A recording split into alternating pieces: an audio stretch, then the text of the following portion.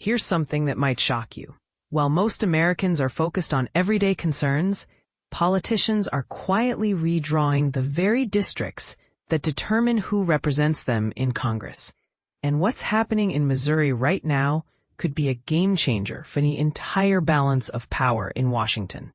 The Missouri House stands on the verge of approving a controversial new congressional map that would effectively wipe out a Democratic-held seat. But here's where it gets controversial. This isn't just about Missouri. It's part of a nationwide chess game where Republicans and Democrats are racing to redraw district lines before the crucial midterm elections, and the stakes couldn't be higher. Let me break this down for you in simple terms. Redistricting is the process of redrawing congressional district boundaries, typically done every 10 years after the census. However, what we're seeing now is something different. Mid-decade redistricting, specifically designed to shift political power. Think of it as changing the rules of the game, while the game is still being played. On Monday evening, Missouri lawmakers cast a preliminary vote supporting these new district boundaries, while several Republicans actually joined Democrats in opposing the plan, which tells you something about how contentious this is. The final approval seems inevitable, given the GOP's firm control over the state legislature. This puts Missouri on track to become the third state in recent weeks to push forward with new House maps in this heated national redistricting battle. But here's the part most people miss. This strategy is being driven by a stark political reality. Historically, the president's party tends to lose ground during midterm elections. And Democrats need to flip just 3 House seats to gain control of the chamber. If that happens, a Democrat-controlled House could potentially block significant portions of Trump's legislative agenda during his final 2 years and launch comprehensive investigations into his administration's policies. The Missouri map specifically targets longtime Democratic Representative Emanuel Cleaver by essentially dismantling his Kansas City district. Under this new configuration, his urban constituency would be merged with rural, heavily Republican counties stretching into central Missouri. It's a textbook example of what critics call gerrymandering, drawing districts to favor one party over another. The numbers tell the story. Republicans are positioned to control 7 of Missouri's 8 House seats under this new arrangement, up from their current 6. That might not sound like much, but in a closely divided Congress, every seat matters enormously. The public response has been fierce. Dozens of Missouri residents testified against the proposal during last week's public hearing, arguing that it dilutes the political influence of the state's largest city and artificially combines urban and rural communities that share little common ground into single districts. During Monday's heated House floor debate, Democratic lawmakers didn't mince words, repeatedly accusing their Republican colleagues of doing Trump's bidding to secure an unfair advantage in the midterms. State Representative Joe Dahl, a Democrat, delivered perhaps the most scathing critique. This isn't policymaking, this is cowardice. Instead of listening to the people we represent, you are twisting the process to protect Trump's grip on power and tip the scales in his favor. Republicans, for their part, maintained they were simply following Governor Mike Kehoe's leadership. State GOP Representative Dirk Deaton, who sponsored the bill, defended the move by saying, "This is a Missouri First map, made in Missouri, for Missouri, as recommended by our governor." But Missouri isn't fighting this battle alone. In neighboring Kansas, Republican officials are considering their own mid-decade redistricting effort that would target 4-term Representative Sharice Davids, the state's lone Democrat and one of the first 2 Native American women elected to Congress. Kansas Senate President Ty Masterson didn't hide the broader implications, stating he would consider redistricting as a part of the bigger battle for the heart and soul of the country. Davids didn't pull any punches in her response, calling the potential redraw clearly political and arguing their goal is clear: stack the deck in their favor, because they know their policies aren't popular. Meanwhile, Nebraska presents another interesting case study. A group of Nebraska legislators recently met on Capitol Hill and at the White House, a clear example of state Republican lawmakers receiving direct input from the Trump administration about redistricting strategies before next year's midterm elections. Here's what makes Nebraska particularly intriguing. While all three of its current Congress members are Republicans, the seat being vacated by retiring Representative Don Bacon represents a prime pickup opportunity for Democrats. His Omaha area district is one of only 3 nationwide represented by a Republican that Kamala Harris won in the 2024 presidential election.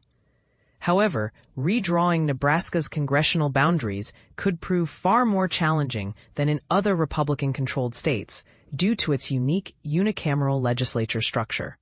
Although technically nonpartisan, Democrats have wielded sufficient influence to block efforts to change state election laws, including the winner-take-all electoral college system. Let's zoom out to see the bigger picture.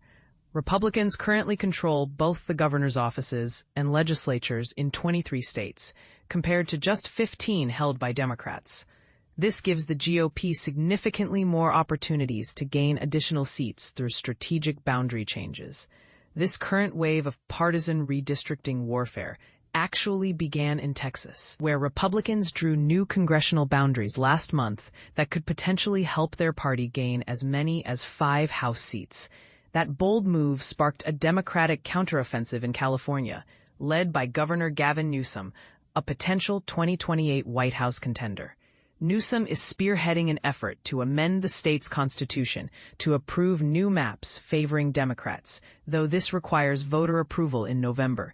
California represents Democrats' major efforts. Best hope for fighting back. Newsom's plan could potentially add 5 House seats for his party, while also moving 4 existing Democratic seats into safer, more secure territory. The stakes are enormous, and the money flowing into these battles reflects that reality. Donors have already invested more than $41 million into groups involved in California's ballot measure alone, and the persuasion campaign is shaping up as one of the year's most expensive political fights.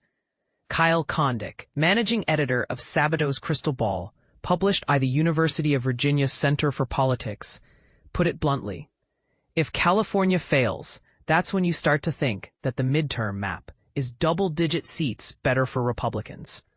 Adam Kincaid, president and executive director of the National Republican Redistricting Trust, argues that Newsom's aggressive moves in California have actually energized GOP efforts in other states. A lot of Democrats could potentially be losing their seats thanks to Gavin Newsom's decision to overreact in California, Kincaid told reporters.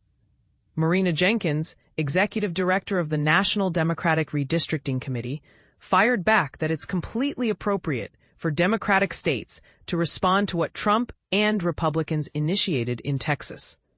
The effort that the Trump administration is making exposes how afraid they are of the American people, she said. The ripple effects are spreading nationwide. Democratic governors in Illinois, Maryland, and New York have all suggested redrawing their maps to create more districts favoring their party. In Maryland specifically, at least 2 Democratic legislators have already ordered drafts of bills ahead of January's legislative session that could target GOP Representative Andy Harris, Maryland's only Republican in Congress. Even in deep red Utah, the redistricting drama continues.